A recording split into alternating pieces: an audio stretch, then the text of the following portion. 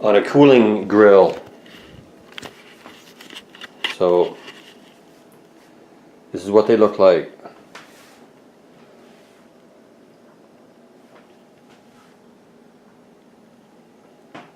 You have to let them completely cool. Completely. I mean completely cool before you wrap them in plastic wrap. And if you can hear that hollow sound, it sounds hollow. That's the sound that they're done. But it's 30 minutes at 375 after the oven's been preheated to 425. Alright, so I hope this helps.